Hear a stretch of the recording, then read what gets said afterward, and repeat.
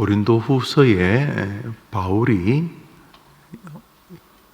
23절 전후에 나열하고 있는 것은 사역 가운데 만났던 신나는 일, 감격스러운 일이 아니라 무척이나 고통스러웠던 일들의 목록들입니다.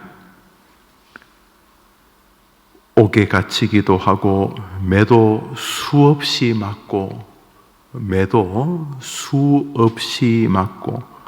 여러 번 죽을 뻔 하였으며, 유대인들에게 40에서 하나 감한매를 5번 맞았으며, 곤장인데 기록에 의하면 그 40대를 맞으면 등뼈가 부러지거나 온몸이 만시하게 되어서 거의 죽음에 해당하는 형벌이었다고 합니다. 40대 이상 맞으면 사람이 죽을 수도 있으니 그저 한두 대 맞고 죽는 것이야 자기의 몸이 약해서 그렇지만, 40대를 때려서 사람이 죽으면 때린 사람이 살인죄가 있다, 이렇게 법을 만들었더니 39대까지 때렸다는 거죠. 아주 잔인한 거죠. 그러니까 죽이겠다는 거죠. 39, 40에 하나 감한매를 그렇게 많이 맞았다는 거죠. 그 외에도 태장에 맞고, 돌로 맞고, 파선하고, 일주일을 깊은 바다에 있었고, 여행하면서 강의 위험과 강도의 위험과 동족의 위험, 동족이 서로 도와주고 서로 아껴주고 그래야 될 텐데, 같은 피부치 동족들이 서로 죽이려고 하고, 이거는 신체적인 어려움도 있지만 참 마음이 괴롭지 않겠습니까?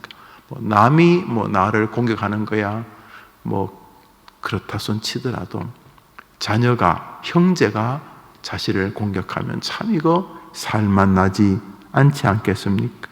그 외에도 이방인의 위험과 시내의 위험과 거짓 형제들의 위험과, 이건 이 끝도 없이, 그 외에도 수고하고 애쓰고 여러 번 자지 못하고 줄이고 목마르고 굶고 춥고 헐벗었다. 그러니 참 바울의 사역이 무척이나 어려웠고, 또 많은 곤경과 또 적들의, 또 동족과 혹은 이방인의 혹은 형제들에 의해서 많은 모함을 겪었다. 이게 이 정도, 보통 사람은 이 정도 되기 전에 아이고 이거 못하겠구나, 이거 이렇게 하나님이 나를 괴롭히나, 어느 정도 끝 해야지 하면서 이제 두 손 두 발 다 이렇게 들 수 있는데, 바울의 사역에는 정말로 엄청난 회방꾼들이, 방해자들이 있었다, 이런 것을 보게 됩니다. 그래서 우리는 이 사람 참 믿음 좋구나 이렇게 생각할 수도 있지만, 우리 얼른 이런 생각이 듭니다. 이런 탁월한 사람, 지금 우리가 읽고 있는 고린도 후서를, 전서를, 앞뒤에 있는 여러 성경들을 기록한 정말로 하나님께서 이방인들을 위하여 택한 당신의 그릇이다. 당신이 쓰시겠다고 했으면 좀 도와주고 그렇게 살갑게 해야 되는 것 아닌가, 이런 생각과 함께 뜻이 계신 거죠. 하나님께서 당신의 사역을 이를 통해 이루기 위하여 어떠한 방해들도 기꺼이 이길 수 있는 힘을 주셨다, 이래 볼 수도 있지만, 반대로 그렇게 정당성이 큰 하나님의 일을 하면서도 인생의 곤경과 고난을 겪을 수 있구나 하는 것입니다. 그러니까 우리 가운데 이 중에 한 서너 개만 해도 나는 저주받은 인생이다, 나는 도저히 안 되겠구나, 이런 결론에 도달할 수 있지 않겠습니까? 그런데 오늘 본문은 우리에게 말할 수 없는 위로를 주는 것이죠. 바울에게 인생에도 이런 도저히 이해하기 어려운 안타까움, 적들이 있었다면, 바울보다 월등하게 신앙의 능력이 부족한 우리들에게는 어쩌면 이보다 더 심각한 일들이 벌어진다고 한들 그것이 그렇게 이상한 일은 아니지 않는가 하는 것이죠. 또 한 가지, 신실한 믿음의 길을 간다면 만사 오케이다 이렇게 말하는 사람들도 있지만 오늘 성경에 의하면 신실한 믿음의 길을 걷는 사람에게도 적이 있다, 인생의 공경이 있다 하는 것을 보게 됩니다. 한번 따라합시다. 믿음의 길에는 때로는 고난이 있다. 이것은 우리에게 오늘 본문을 읽는 사람이라면 한 번, 두 번, 세 번 본문을 읽으면 어떠한 믿음이 없는 사람이라도 그런 결론에 도달할 수밖에 없는 것이죠. 이야, 참 믿음이 대단하다, 우리가 생각할 때 참 믿음이 훌륭하다 하는 사람에게도 고난이 있다라는 것을 보게 됩니다. 그러니까 고난이 있는 것이 하나님이 나를 버린 증거다 이렇게 말하는 것은 성경 자체를 완전히 왜곡하는 것이 아닐 수가 없습니다. 오늘자 날주 사무엘하 18장입니다. 오늘자 날주 사무엘하 18장입니다. 오늘자 날주 사무엘하 18장입니다.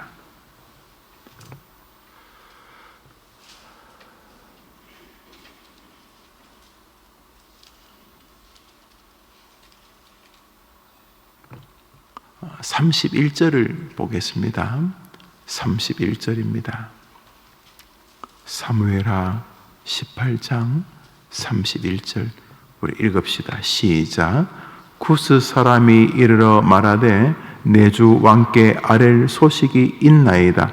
여호와께서 오늘 왕을 대적하던 모든 원수를 갚으셨나이다 하니, 자, 이 구스 사람은 이스라엘 사람이 아닌데 이스라엘 사람이 아닌 이 사람이 철없이 다윗의 아들 압살롬이 죽었다는 소식을 임금에게 달려와서 전합니다. 압살롬이 죽었다는 것입니다. 그러면서 압살롬이 죽었다는 말을 왕의 원수가 죽었다 이렇게 말합니다. 왕의 원수가 죽었다. 원수가 맞긴 맞아요. 이게 뭐 참 몹쓸 자식이죠. 그놈의 권력이 뭐라고, 그 권력을 뺏겠다고 자기 아버지를 대상으로 쿠데타를 일으킨 정도가 아니라 자기 아버지를 어떻게 죽일까, 오늘 밤에 죽일까, 군대를 좀 더 모아서 죽일까, 뭐 이러고 있어요. 참 몹쓸 자식이죠. 여튼간에 다윗의 원수는 맞습니다. 그래서 이 구스 사람이 다윗의 심정도 모르고 임금에게 와서 압살롬이 당신의 원수가 죽었다 이렇게 말을 하는 것이죠. 그때 다윗이 펑펑 울지요. 압살롬아 내가 죽었어야 되는데 하면서 막 아파합니다. 부자 참 아버지의 마음이죠.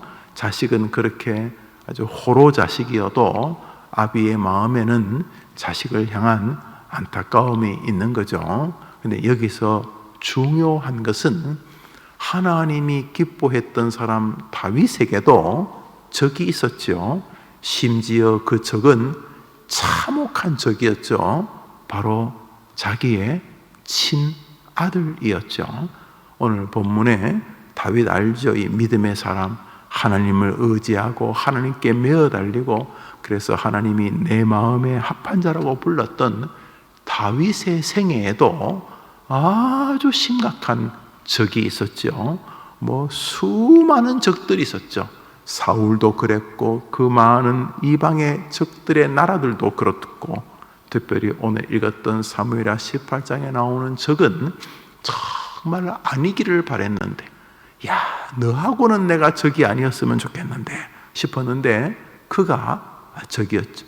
멀리 있지 않았죠. 너의 원수는 너희 집안에 있다 이렇게 주님 말씀하신 적이 있는데, 야, 정말 이 압살롬의 이 참 쿠데타는 다윗으로 하여금 정신을 못 차리게 했을 것입니다. 사울이야 뭐 그렇다 손 치더라도 야, 이 아들 압살롬이 쿠데타를 일으켰다. 압살롬을 피해서 지금 도망간다. 야, 부하들 보기도 참 면이 안 썼을 것입니다. 아니 뭐 다른 사람이 나를 공격한다면 그건 그렇다 손 치더라도 설마 내 낳은 자식이, 야, 내가 낳은 내 친아들이 아버지인 나를 죽이겠다 그래서 지금 다윗을 지켜주는 다윗을 사랑하는 그 몇백 명만 데리고 그렇게 도망 나올 때 자기도 죽을 지경이고 자기를 따라오는 부하들 보기에도 정말 얼굴이 서지 않는, 이건 변명의 여지가 없는 한심스러운 인생이다. 그 아들도 나쁜 놈이지만 오죽했으면 아들이 쿠데타를 일으켰겠는가, 이런 소리까지 들을 가능성이 있으니 이거는 살만나지 않는 일입니다. 물론 압살롬이 잘못한 것이죠. 그럼에도 불구하고 오늘 우리는 인생에 적이 있구나, 이런 것을 보게 됩니다. 둘 다 아주 탁월한 믿음의 사람이죠. 바울, 다윗, 신구약을 대표할 만한 믿음의 사람이죠. 이런 믿음의 사람에게도 인생에 고난이 있다는 것은, 고난은 하나님이 성도를 다루는 아주 중요한 도구 중에 하나라는 것을 알게 됩니다. 사실 고난을 통해서 우리의 인격이 변화되고 고난을 통해서 우리의 인내가 온전해져 갑니다. 초다를 아끼는 자는 자식을 망하게 한다. 아이에게 꾸중을 하고 아이에게 잘못한 것과 잘한 것을 칭찬하고 잘못한 것을 향하여, 초다라는 건 회초리라는 것은 아이로 하여금 가야 될 길과 가지 않아야 될 길을 가르쳐주는 아주 중요한 지침인데, 아이 입장에서는 그 참 불편한 거죠. 아이 입장에서는 원수죠. 매 맞는 것 자체가 아프니까 싫고 나에게 힘든 거죠. 누가 심심한데 오늘 매 좀 맞아볼까, 이런 말이 어디 있겠어요. 매 맞는 거는 고난이죠. 고통이죠. 그런데 매를 맞지 않는 아이들에게 훨씬 더 장점보다 단점이 크다는 것이 교육의 정설 아닙니까? 1960년도 스포크라고 하는 정신 나간 이 교육학자의 등장 이후로부터 전 세계에 열풍이 일고 있는 교육 방법은, 아이 마음 안에는 자기 스스로를 지킬 수 있는 무슨 인자가 있었어. 그래서 두드려 패고 그러면 안 되고 살살살 달래가지고 그 안에서 좋은 것이 나오도록 키워야 된다. 이런 되도 않는 교육인데, 그것이 인권, 민주주의 이런 것과 맞물려서 마치 진실인 것처럼 말하지만 성경은 그렇게 말하지 않죠. 우리 아이 마음에 뭔 선한 게 있단 말입니까? 만물보다 부패한 것이 인간의 마음인데 아이에게 무슨 선한 게 있습니까? 물론 너무 참 먹고 살 때는 정신이 없었지 자식도 잘 못 돌봤는데 이제 세월이 흘러가니 손자 손녀는 또 자식하고 또 다른 분위기로 다가오는 것 충분히 이해될 수 있습니다. 그런데 성경에 의하면은 초다를 아끼는 자는 자식을 망하게 할 수 있다고 말하는, 어느 것이 맞겠습니까? 그러므로 옳고 그름을 잘 분별할 수 있다면 훨씬 더 아이를 사랑하는 것이 되겠죠. 때로 우리는 이해할 수 없는 원수를 만나게 됩니다. 물론 우리의 죄 때문에, 우리의 잘못 때문에 원수를 만나기도 합니다. 도저히 하나님께서 저놈 안 되겠다 해서 하나님이 회초리를 드실 수 있죠. 때로 인간 막대기 사람 몽둥이를 가지고 채찍을 드실 수 있습니다. 질병일 수도 있고 가난일 수도 있고 배신일 수도 있고 여러 가지가 있을 수 있습니다. 우리의 치명적인 잘못 때문에, 죄의 대가로 우리는 인생의 고난을 겪을 수 있습니다.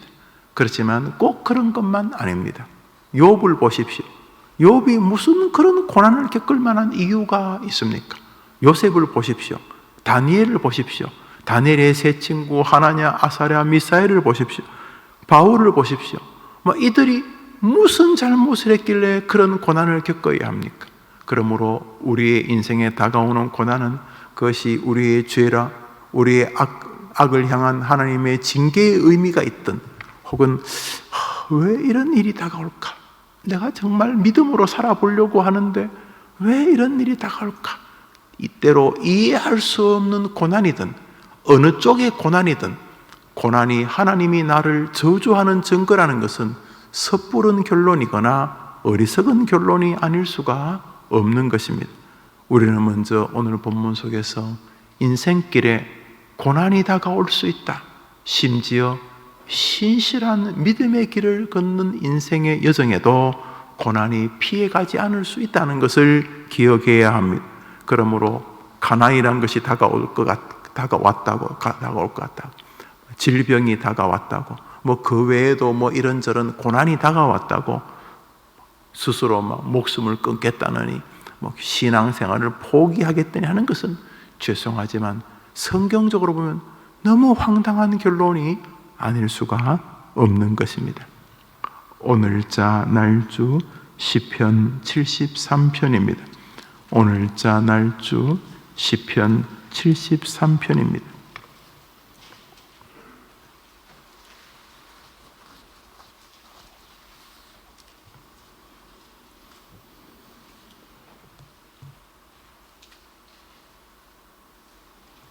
이 절을 한 절 읽겠습니다. 시편 73편 2절입니다. 시편 73편 2절입니다. 읽읍시다. 시작. 나는 거의 넘어질 뻔하였고 나의 걸음이 미끄러질 뻔하였으니, 나는 거의 넘어질 뻔하였고 나의 걸음이 미끄러질 뻔하였다. 이 말은 신앙의 여정에서 하나님 안 계신 것 아닌가, 이렇게 계속 내가 예수 믿고 살아야 되나, 내가 계속 교회 다녀야 되겠나, 이런 신앙적 파선이 자기에게 올 뻔했다 이렇게 말합니다. 그러니까 이 사람이 무언가 마음의 시험 혹은 마음의 원통함 혹은 마음에 적이 생긴 것입니다. 요즘 너무너무 하나님이 복을 주시네, 이제 교회 그만 나갈까, 이런 결론에 도달한 사람은 없죠. 이건 요즘 신난다, 진짜 하나님이 이렇게 나를 사랑하시다니 이제부터 신앙생활 그만둬야지. 이건 말이 안 되죠. 아주 행복할 때는 그런 말 안 하겠죠. 오늘 이 사람이 거의 넘어질 뻔한 믿음의 길에서 나 이제 교회 그만다. 이제 교회, 이제 덧정 없다. 그만하겠다. 하나님, 난 예수님, 난 이제 시도 그만하겠다. 이렇게 이 사람이 거의 신앙에서 파선할 뻔한 거죠. 그러니까 지금 바울이나 다윗에게는 마음도 아프지만 신체적인 고난이 왔죠. 여러 번 헐벗고 매받고 병들고 굶주리고 이런 신체적인 아픔이고, 다윗도 지금 압살롬 아들이 쿠데타를 일으켜서 도망다니고, 이것도 괴로운 일이죠. 이렇게 뭔가 신체적이고 거리적이고 공간적인 그런 적이었다면, 시편 73편의 이 적은 이 시인의 마음 안을 괴롭히는 적이었어요. 내용은 이런 것입니다. 이 시인 옆집에 혹은 시인 근방에 아주 악한 사람이 살아요. 정말 악하기 때문에 이 사람은 도저히 하나님이 살아계신다면 그냥 둬서는 안 될 인간이죠. 저 인간은. 그래서 저 사람이 막 나를 비아냥거리고, 가령 너 교회 다니지?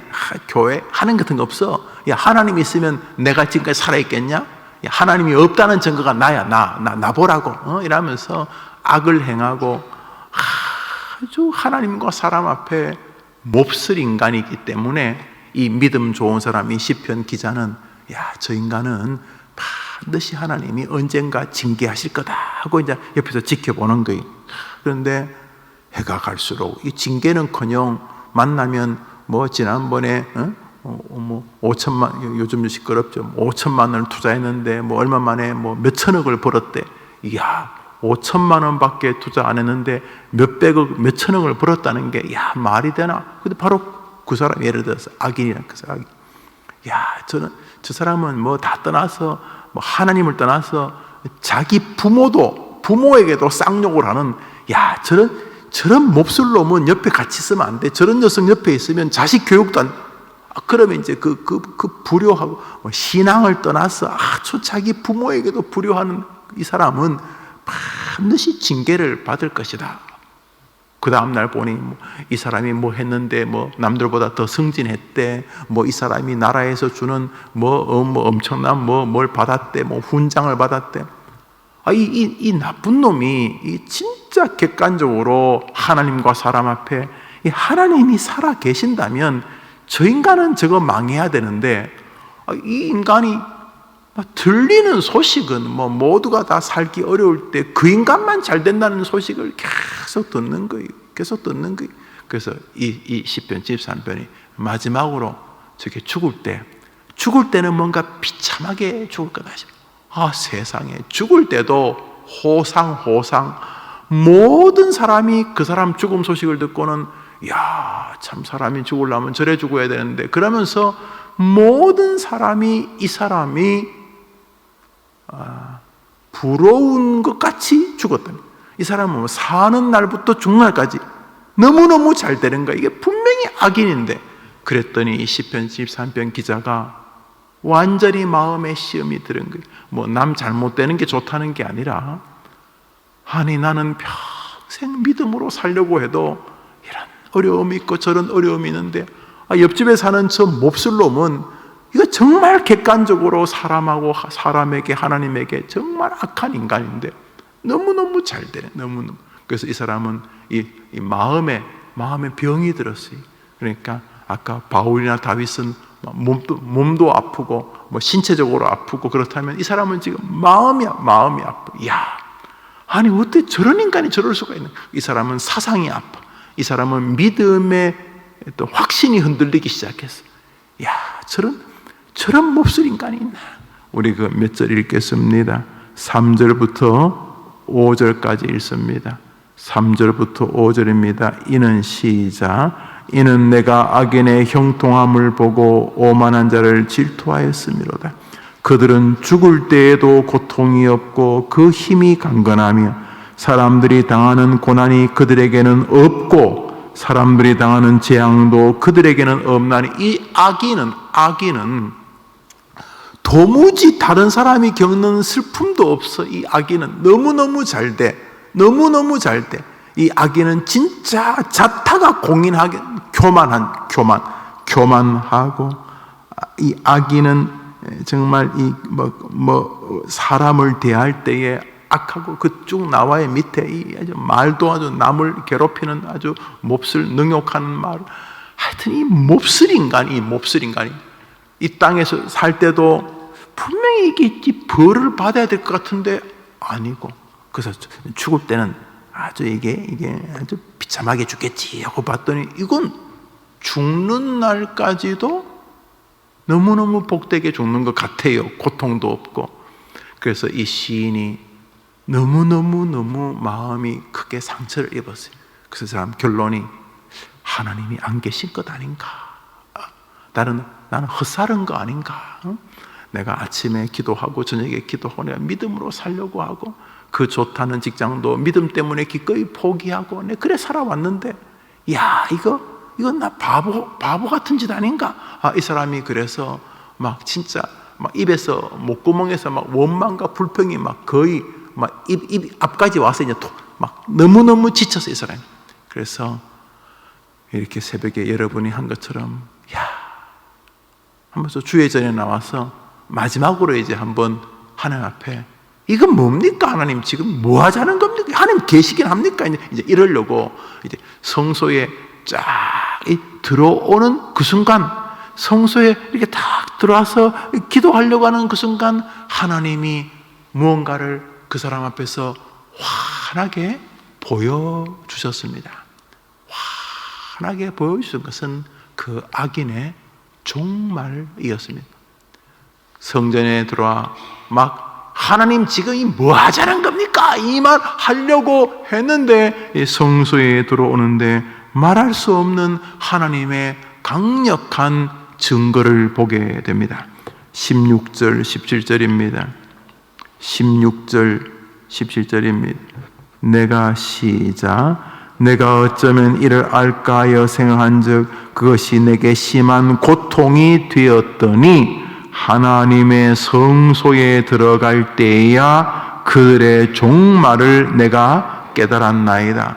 성소에 이렇게 들어오면서 막 부럽기도 하고 억울하기도 하고 남이 잘 되는 게 속상하다는 게 아니라, 아니 그 악인은 하나님이 심판해야 되는데 평생 믿음으로 산 나는 이런 기가 막힌 일을 겪고, 그 악한 인간은 그저 저렇게 살고, 그래서 이 사람이 너무 마음이 아파가지고 성소에 와서 하나님 앞에 되어들려고 바로 저 성전 문 입구까지는 마음의 고통이 막 가득했는데, 성소에 딱 들어와서 기도하려고 자리에 딱 앉는 순간 하나님이 자신과 악인의 종말을 쫙 보여주시는 거예요. 지금 그 악인이 어떤 일을 겪고 있는지.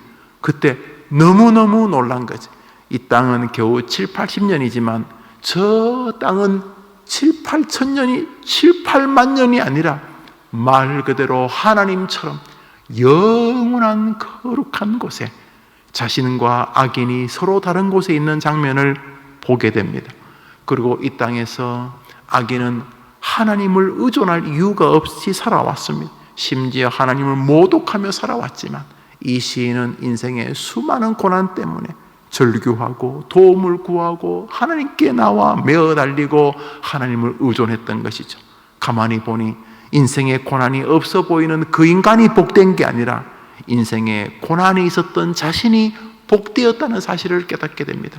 결과를 보게 됩니다. 인생 가을 추수를 보게 되는데, 이 사람은 노래를 탱탱 부르니 되게 행복해 보였는데 그는 인생에 아무것도 거둔 것이 없었던 것입니다. 남들이 볼 때는 남들보다 빨리 승진했느냐, 집을 남들보다 빨리 한 채, 두 채, 10채 샀냐, 그 정도인데, 진짜 추수의 날을 보는 순간 그 친구는 빈털털이고 자신은 영광의 상급을 보고 갖고 있는 것을 보았습니다. 자신에게는 하나님의 한량없는 믿음으로 사는 자에게 있는 복이 있는 것을 보았는데, 그 악인의 삶은 어마어마한 무시무시한 일들이 기다리는 것을 보았습니다. 내가 성소에 들어갔을 때야 비로소 그들과 나의 종말을 알게 되었나이다. 그러면서 시편 74편 후반절은 막 가슴이 벅찬, 내가 헛살은 게 아니구나. 내가 헛살은 게 아니구나. 하나님이 나와 함께 계셨구나. 고난과 슬픔 속에 있는 내가 하나님이 저주한 게 아니라 내가 하나님의 은혜 가운데 있었고, 내가 부러워했던 저 인간이 슬픔 가운데 있었던 것이구나. 비로소 그는 깨닫게 됩니다. 그래서 그는 고백합니다. 한번 따라합시다. 내가 고난당한 것이 내게 유익이라. 그로 인하여 내가 율례를 배웠나이다. 고난당함으로 인하여 하나님의 말씀의 세계를 깨달았다. 고난당함으로 인하여 내가 주님을 더 깨달았다. 이런 뜻이 되는 것입니다. 고난, 즐겁다고만 말할 수는 없습니다. 우리가 다 인약한 인생에 아무리 고난이 좋은 의미가 있어도 너무 오래되면 지칩니다. 그래서 주님, 너무 오래될까 봐 제발 좀 저를 불쌍히 여겨달라는 것은 옳은 말입니다. 그러나 고난당하는 것이 하나님이 나를 저주한 증거라는 것은 어불성설인 것입니다. 사실은 살아가는 게 고난입니다. 자녀들이 찾아왔다는 게 즐겁지요? 그 말은 내가 그만큼 늙었다는 것 아닙니까? 그렇지 않습니까? 파릇파릇하고 싱싱한 젊은 아이들을 보면 내 후손들이 번성하는 것처럼 해서 참 좋지만은, 바꾸어 말하면 나는 저 젊음을 가지지 못하는 노인이 되었다는 것 아닙니까? 젊을 때야 100번 넘어져도 벌떡벌떡 일어납니다. 연세 들어서 넘어져서 고관절이라도 문제가 생기면 그것으로 인생이 마무리될 수도 있습니다. 몸이 약해진 것이죠. 늙음이 준 고난이죠.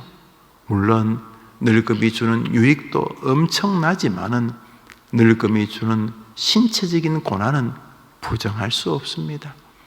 늙음이 꼭 신체적인 고난만 주는 건 아닙니다. 젊을 때는 용기가 있었어요. 해보자. 나이가 들면 해보자는 자신이 자꾸 떨어지죠. 아이고, 이 나이에 내가 뭐 다시 시작하겠나 이러면서 젊을 때는 이래저래 서로 주고받아서 전화 한 통 들면 이렇게도 저렇게도 문제가 해결되지만 나이가 들면 내 전화를 피하기도 하지 않습니까? 아이고, 저 노인이 나한테 괜히 전화해서 귀찮게 하는 거 아닌가? 그래서 스스로 내가 괜히 남 귀찮게 하는 것 아닌가? 이렇게 느껴지는 정서적인 것도 늙습니다. 그렇게 젊을 때 옆에서 왔다 갔다 얼굴 내밀던 사람들이 나이가 드니 하나씩 둘씩 떠나갑니다. 인간관계도 늙습니다. 그렇죠. 고난이죠. 뭐 지금부터 하루에 1시간씩 늙어야지 이런 사람 없어요. 뭐 늙을 결심 안 해도 그냥 내가 아무 짓 안 했는데 늙어가죠. 내가 아무것도 한 게 없는데 늙어갑니다. 늙어가면 그렇다면서요. 장기도 쪼그라들고 혈관도 쪼그라들고 다시 말해 몸, 신체의 에너지도 다 늙는다는 거죠. 약해진다는 거죠. 그게 고난 아니면 뭡니까? 젊을 때는 약이라고는 먹어본 적도 없고 그저 아스피린 하나만 먹어도 벌떡벌떡 일어났는데 이제는 뭐 약이 한 사발이지. 약이 한 사발. 약을 그렇게 의존한다는 건 뭡니까? 젊을 때보다 그만큼 약해졌다는 거죠. 약해진 게 뭡니까? 고난이죠. 몸 약해진 게 고난 아닙니까? 그런데 오늘 본문은 뭐랍니까? 그렇다고 너가 저주받은 증거가 아니다. 그렇다고 너가 젊을 때보다도 불행한 건 절대로 아니다. 오늘 본문은 이렇게 말하고 있는 것이 틀림없습니다. 도리어 하나님은 고난이라고 하는 당신의 입장에서는 굉장히 감미로운 회초리를 통해 우리를 더 당신의 천국 백성으로 합당하게 빚어가시기도 한다는 것을 알게 됩니다. 물론 이 땅에서는 힘들죠. 자식의 배신, 야 이거 죽을 맛이죠. 동족의 배신, 야 이거 죽을 맛이죠. 이거 정말 죽을 맛이죠. 그렇지만 그것이 이 사람들을 불행하게 만들었는가? 우리는 아니란 것을 알게 됩니다. 기쁠 때 찬송하십시오. 즐거울 때 하나님께 감사하십시오. 그러나 슬프고 어렵다고 해서 하나님이 나를 버렸다는 증거는 절대로 될 수 없음도 기억하십시오. 기쁠 때도 감사, 슬플 때도 감사, 그것이 여러분의 오늘의 삶이 되기를 주님의 이름으로 축복합니다. 주님 가르친 기도로 예배를 마치고 자유롭게 기도하겠습니다. 하늘에 계신 우리 아버지여, 이름이 거룩히 여김을 받으시온 나라 임하옵시며 뜻이 하늘에서 이룬 것 같이 하늘에서도 이루어지이다. 오늘날 우리에게 일용할 양식을 주옵시고 우리가 우리에게 죄 지은 자를 사하여 준 같이 우리 죄를 사하여 주옵시고 우리를 시험에 들지 말게 하옵시고 다만 악에서 구하옵소서. 대개 나라와 권세와 영광이 아버지께 영원히 있사옵나이다. 아멘. 기도합시다.